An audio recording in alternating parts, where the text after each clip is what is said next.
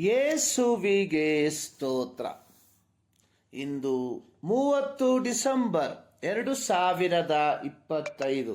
ಎಲ್ಲರಿಗೂ ಶುಭೋದಯ.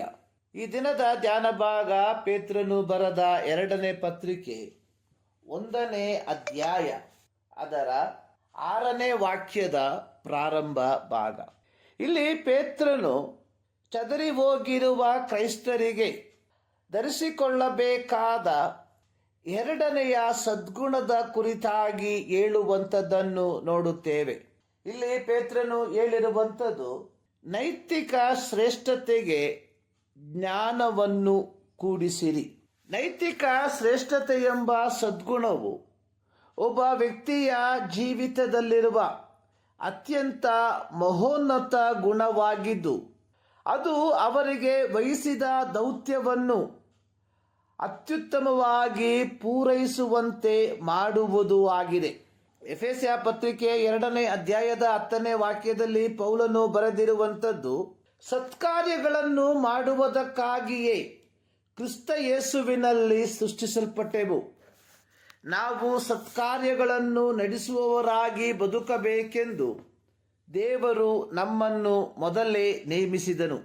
ಇಲ್ಲಿ ಸತ್ಕಾರ್ಯ ಅನ್ನುವಂಥದ್ದು ಕೇವಲ ಸಾಮಾಜಿಕ ಸೇವೆಗೆ ಮಾತ್ರ ಸೀಮಿತವಾಗಿರುವಂಥದ್ದಲ್ಲ. ವೈಯಕ್ತಿಕವಾಗಿ ನಾವೆಲ್ಲರೂ ದೇವರ ಮಹೋನ್ನತವಾದ ರಕ್ಷಣೆಯನ್ನು ಹೊಂದಿಕೊಂಡವರಾಗಿದ್ದೇವೆ. ಹೀಗೆ ಕೃಪೆಯ ಮೂಲಕ ರಕ್ಷಣೆಯನ್ನು ಹೊಂದಿಕೊಂಡಿರುವ ಪ್ರತಿಯೊಬ್ಬ ದೇವರ ಮಕ್ಕಳು ಇತರರನ್ನು ಈ ಮಹೋನ್ನತವಾದ ರಕ್ಷಣೆಗೆ ನಡೆಸುವಂತವರಾಗಿರಬೇಕು. ನೈತಿಕ ಶ್ರೇಷ್ಠತೆ ಎಂಬ ಸದ್ಗುಣವನ್ನು ಧರಿಸಿಕೊಂಡಿರುವ ದೇವರ ಮಕ್ಕಳು ದೇವರು ತಮಗೆ ವಹಿಸಿದ ದೌತ್ಯವನ್ನು ಅತ್ಯುತ್ತಮವಾಗಿ ಪೂರೈಸುವಂತವರಾಗಿರುತ್ತಾರೆ. 2ನೇದಾಗಿ ಪೇತ್ರನು ಹೇಳಿರುವಂಥದ್ದು ಜ್ಞಾನವನ್ನು ಕೂಡಿಸಿಕೊಳ್ಳಿರಿ. ಇಲ್ಲಿ ಜ್ಞಾನ ಅನ್ನುವಂಥದ್ದು ದೈವಿಕ ಸತ್ಯಾರ್ಥವಾಗಿದ್ದು, ಈ ಜ್ಞಾನವು ಆಧ್ಯಾತ್ಮಿಕತೆಯ ಅಡಿಪಾಯವಾಗಿದೆ.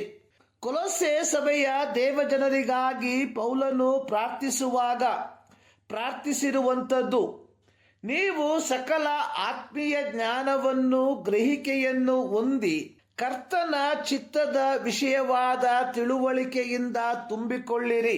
ಕೊಲೊಸ್ಸೆ 1ನೇ ಅಧ್ಯಾಯದ 9ನೇ ವಾಕ್ಯ.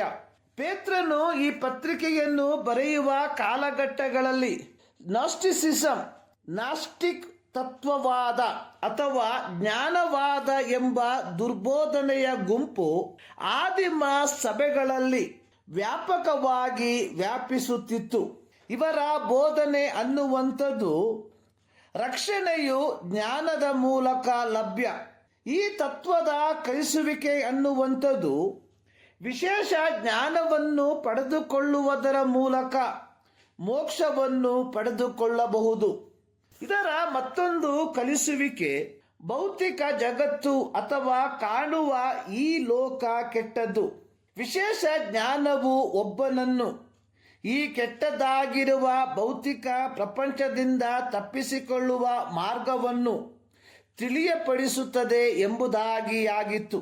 ಆದರೆ ಪೇತ್ರನು ಪೀಡನೆಗಳ ಮೂಲಕ ಹಾದು ಹೋಗುತ್ತಿರುವ ಪ್ರವಾಸಿಗಳಾದ ದೇವಜನರಿಗೆ ಉಪದೇಶಿಸುವಂಥದ್ದು, ನೀವು ಯೇಸು ಕ್ರಿಸ್ತನ ಜ್ಞಾನವನ್ನು ಧರಿಸಿಕೊಳ್ಳಿರಿ. 2 ಪೇತ್ರ 3ನೇ ಅಧ್ಯಾಯದ 18ನೇ ವಾಕ್ಯದಲ್ಲಿ ಸ್ಪಷ್ಟವಾಗಿ ಪೇತ್ರನು ಬರೆದಿರುವಂಥದ್ದು, ನಮ್ಮ ಕರ್ತನು ರಕ್ಷಕನೂ ಆಗಿರುವ ಯೇಸು ಕ್ರಿಸ್ತನ ವಿಷಯವಾದ ಜ್ಞಾನದಲ್ಲಿ ಅಭಿವೃದ್ಧಿಯನ್ನು ಹೊಂದುತ್ತಾ ಇರ್ರಿ. ಪ್ರಿಯರೇ, ಜ್ಞಾನಕ್ಕೆ ಜ್ಞಾನವನ್ನು ಕೂಡಿಸಿರಿ ಎಂದರೆ 2 ಕೊರಿಂಥ 4ನೇ ಅಧ್ಯಾಯದ 6ನೇ ವಾಕ್ಯದಲ್ಲಿ ಬರೆದಿರುವ ಪ್ರಕಾರ ಯೇಸು ಕ್ರಿಸ್ತನನ್ನು ನಮ್ಮ ಮೂಲಕ ಪ್ರತಿಬಿಂಬಿಸುವಂತದಾಗಿದೆ. ಇಂದು ಅನೇಕರು ಸುಳ್ಳಾದ ಜ್ಞಾನವನ್ನು ಅಥವಾ ದುರ್ಬೋಧನೆಯನ್ನು ಅವಲಂಬಿಸಿ ಕ್ರಿಸ್ತ ನಂಬಿಕೆಯಿಂದ ಭ್ರಷ್ಟರಾಗಿರುವಂಥದ್ದನ್ನು ನಾವು ಕಾಣುತ್ತೇವೆ.